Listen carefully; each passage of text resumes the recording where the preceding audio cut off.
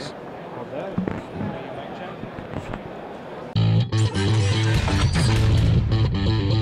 All right, so essentially we're doing take 2 of our Keynote recap video, mostly because this microphone actually didn't work in the last one, and one of the cameras stopped working in the middle of it. We didn't realize it, so it's okay. We'll just call that the lost interview. But Keynote happened this morning. Actually, it's Joshua Vergara from Android Authority. What's going on, everybody? And I'm here with Nate Swanner, who's one of our editors at the website, and we're both here at Google I/O 2013. It's probably good that we're doing this second take because this morning Keynote happened, but most of the updates that they were talking about have been released by now, and we've gotten a little bit of time with those applications to sort of see what we thought about them. But why don't we just kind of recap a little bit of what Keynote was all about? We're going to be passing this mic back and forth, so. All right, here we go, Nate. To start with, we have Android. Android had some very interesting new things come out. The Galaxy S4, I guess we can call it a Google edition. It's a S4 pure Android, which is a 5-inch pure Android device. That's pretty cool. One thing that Josh and I talked about earlier was, is it going to be able to take advantage of all of the S4's kind of features, like the sensors and the Retina recognition thing.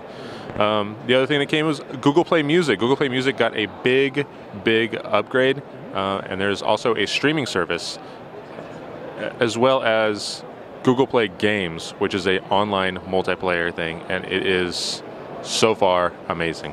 One of the cool things about Play Music is that subscription service. We were talking about this earlier in the Lost interview, about how we weren't sure if a subscription service done by Google would have the same kind of library that, say, Spotify does. I like what Google Play Music is doing with the design now. It looks really awesome. Having the immediate radio stations is really nice, and the fact that there are unlimited skips and you can sort of swipe over and see what the next song is a nice way of kind of looking through. Also, you can even see all the songs that are coming up in your radio for the next, however, say 20 tracks or something like that. Overall, Google Play Music is, I think, a nice upgrade, but we weren't sure, rather, why they downplayed the subscription so much. It's kind of a big deal that they have a subscription service, which would potentially mean that Google's going to try to get the biggest possible library. They were already saying they have millions of songs, so we'll see where that goes. Gaming, yes, you were talking about gaming. Multiplayer gaming is going to be even better. There's a nice multiplayer game that we're probably going to try playing out a little bit, maybe tomorrow. But achievements, having saved games across all devices, that's really great. What also came up as far as the apps go was the Hangouts application, which replaced the Talk application. And essentially what it is the best iteration of Google Talk that you've ever seen. Best integrated with Google Plus and whatnot.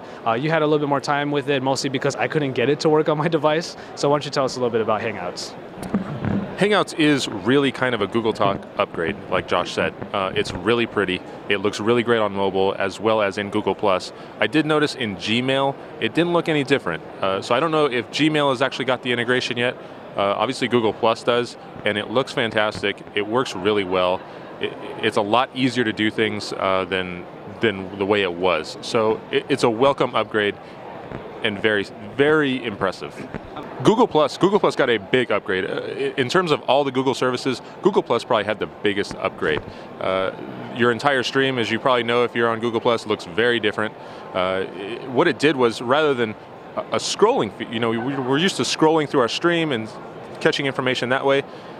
Google Plus now auto hashtags things for you. So if you were looking up a baseball player, it would hashtag that baseball player. You can click on that hashtag, and the card that the post is on will actually kind of flip over, and what that does is that gives you more information on that hashtag that you were just looking for. So what it did, instead of scrolling, it's almost like, it kind of reminds me, Josh, of when I was a kid and I played memory and you have to flip the cards over. Oh yeah. It was kind of like that to me, and it's amazing. Pictures look richer, posts are bigger. It's an overall much prettier upgrade. To me, it kind of looks like Flipboard. So let's move right on to search. This will be really quick. Just search has been given some new information inside of the, what's it called, the graph. and Knowledge graph. the knowledge graph, there you go. A little bit more information in there, so you get a lot more info from just one search on the side. But the big one is the integrated search, voice search, that is, for desktop computers, or laptops, that is. And then finally, we have Maps. Maps that's the wrong word, because Maps upgrade is not going to happen until maybe summer. We're not too sure exactly when, but you can preview the new Maps application if you follow the link that they gave in the keynote. Maps was given a big overhaul. Now it looks even cleaner, and it's more made for the user based upon not just where they've gone before, but where their friends have gone. Now Maps is full screen. The search bar is kind of a floating on the top left, and when you type something in, you get kind of drop-down cards like we're used to with Google Now. That's where it becomes really, really kind of cool, because when you type something in, like we were playing with it, I typed in tacos. Why not? I typed in tacos, and it gave me a whole list of taco places here. The coolest part, obviously, if you go see in the keynote video that I'm showing right now, was that when you zoom all the way out, you can't just keep zooming, you do have to click Earth. Well, at least that's what we had to do. But once you click on Earth and you go all the way out, it gives you a real-time look at Earth right now.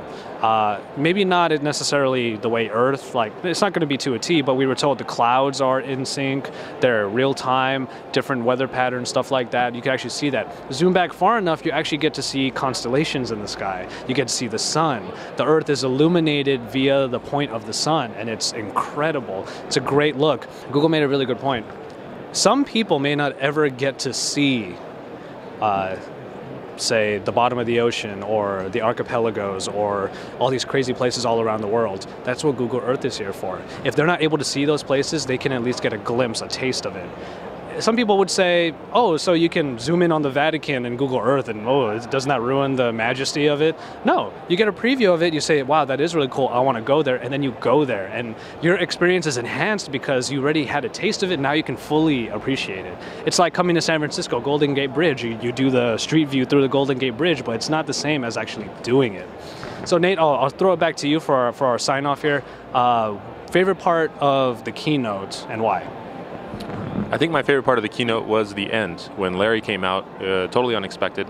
Larry, for a guy who heads up Google, I thought what he did in taking questions from the audience, totally unfiltered, on the spot, was, I found that really kind of endearing, and I found it a very cool thing for a guy who's in charge of arguably the biggest tech company on earth to stand in front of developers who can notoriously be kind of picky and kind of curmudgeon-y, as Larry himself says he is, to stand up there and let them ask him whatever they wanted to ask him. And I just thought that was incredible. And Nate and I, Joshua Vergara, are here. We are AndroidAuthority.com. We're your source for all things Android. Remember, stay tuned and subscribe to our channel because you're going to see some cool stuff over the next few days. Thank you very much, guys.